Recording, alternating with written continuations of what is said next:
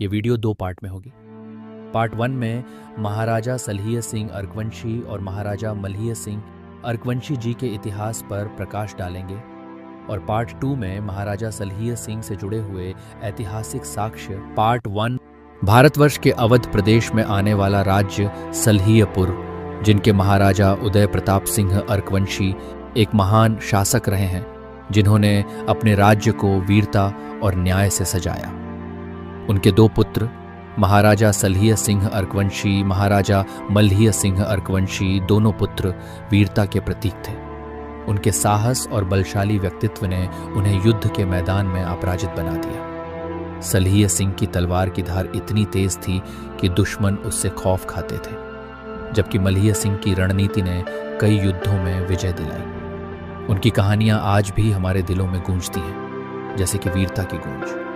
जब भी हम उनके नाम लेते हैं, एक गर्व का अनुभव होता है। उनका बलिदान और साहस हमें प्रेरित करता है, ये याद दिलाते हुए कि असली योद्धा कभी नहीं हारते। अर्कवंशी क्षत्रियों का राज्य हरदोई से मलिहाबाद तक फैला हुआ है, जहां इन्होंने सन 1100 ईस्वी में ठेठर वंश को पराजित किया था। लगभग 253 वर्षों तक अर्कवंशी क्षत्रियों ने शासन किया, जो कि भारतीय इतिहास में एक महत्वपूर्ण अवधि मानी जाती है। इन्हीं के पूर्वजों ने तुर्की आक्रमणकारी हातिम खातिम को परास्त किया था, राज्य को तुर्कों के अधीन होने से बचाया था। इनकी वीरता और रणनीतिक कौशल ने उन्हें एक शक्तिशाली अर्कवंशी क्षत्रिय राजवंश बनाया। आज भी उनके द्वारा स्थापित धरोहरें और किले हमें उस गौरवमयी इतिहास की याद दिलाते हैं, जो आज भी हमारे समाज पर प्रभाव डालते हैं। महाराजा सलहिय सिंह अर्कवंशी के नाम पर सलहियपुर है, जो वर्तमान में संडीला नाम से जाना जाता है, और मलिहाबाद, जो राजा मलहिय सिंह अर्कवंशी के नाम पर है। दोनों की वीरता की गूंज आज भी सुनाई देती है। महाराजा सलहिय सिंह ने अपने छोटे पुत्र समर सिंह के नाम पर समरगढ़ की स्थापना की। वहीं उनके द्वारा बनाए गए सलहियजना और 9 गढ़ जैसे किलों ने राज्य की सुरक्षा को मजबूत किया। दूसरी ओर महाराजा मलहिय सिंह ने अपने पुत्र माधव सिंह के नाम से माधवपुर की स्थापना की, गढ़ का निर्माण कराया, जैसे तैराना गढ़, जिंदौर शामिल है।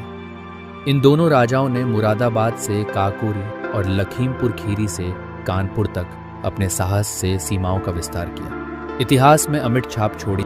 उसी समय 1351 ईस्वी को दिल्ली की गद्दी पर फिरोज शाह तुगलक बैठता है, और वह सन 1353 ईस्वी में दिल्ली अधीन क्षेत्र लखनऊ आता है। तभी उसकी नज़र अर्कवंशियों के राज्य पर पड़ी। उसने अपने दरबारी जियाउद्दीन से जानकारी की तो यह राज्य लगभग 200 वर्षों से स्वतंत्र है। यह सुनकर उसके अंदर जिज्ञासा जागी, क्या यह सच है?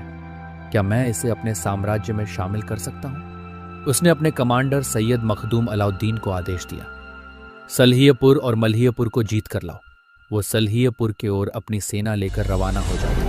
महाराजा सलहिय सिंह और महाराजा मलहिय सिंह को सूचना प्राप्त होती है। अपनी अर्क मंडल सेना लेकर जय मां शीतल का जयकारा लगाकर रणभूमि में आ जाते हैं। युद्ध का मैदान गरज रहा है, तलवारों की खनक और वीरता की गूंज से भर जाता है। सैयद मखदूम अलाउद्दीन अपने शब्दों में अधीनता की पेशकश करता है तो महाराजा सलहिय सिंह से कहते हैं, युद्ध का निर्णय तलवार से होता है। एक पहर तक संघर्ष चलता है। जब तुगलकी सेना जोर होने लगती है, तभी मलहिय सिंह पर अचानक से पीठ पर वार होता है। क्रोध से भरे महाराजा सलहिय सिंह की तलवार सैयद मखदूम का सिर धड़ से अलग कर देती है, परंतु प्रतिशोध का प्रकोप तेज होता है। महाराजा सलहिय सिंह पर हिशाम अल मुल्क ने पीठ पर तीर चला दिया। दोनों वीर गति हो जाते हैं। राजकुमारों और सैनिकों का आक्रोश और ज्वाला का यह मंजर जैसे धरती पर आग लग गई हो। मलिक हिशाम बचे हुए सैनिकों के साथ भाग जाता है। राजकुमार शीतल सिंह दुख और निराशा में डूबे अपने लोगों की आंखों में गहरी उदासी देखते हैं। समय बीतता है और राजकुमार शीतल सिंह अर्कवंशी नए महाराजा बनते हैं। सलहियपुर अब शीतलपुरवा कहलाता है। एक नई पहचान, एक नई आशा। मलिक हिशाम फिरोज शाह तुगलक का नया कमांडर बनता है।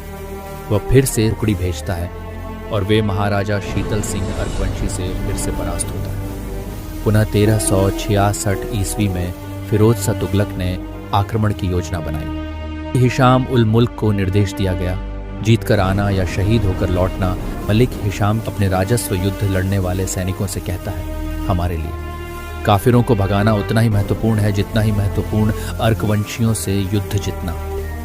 युद्ध भूमि में कदम रखते ही महाराजा शीतल सिंह अर्कवंशी अपनी अर्कमंडल सेना और भाई माधव सिंह अर्कवंशी व समर सिंह अर्कवंशी के साथ रण में उपस्थित हुए। भीषण युद्ध छिड़ गया जो कल्पना से परे था। तुगलकी सेना पीछे हटने लगी। तभी यह देखकर मलिक हिशाम ने छल का सहारा लिया। सभी अर्कवंशी क्षत्रिय बलिदान हो जाते हैं। क्षत्राणियां आग के कुंड में अपने प्राणों की आहुति दे दी। वीरता का यह अद्भुत दृश्य इतिहास में अमिट रहेगा। जहां आज हम खड़े हैं उनके बलिदानों की गाथाएं बुनती हैं। क्या हम उनकी वीरता को कभी भूल सकते हैं? नहीं, क्योंकि उनका साहस आज भी हमें प्रेरित करता है। यही तो है हमारी पहचान, हमारी धरोहर, हमारा इतिहास।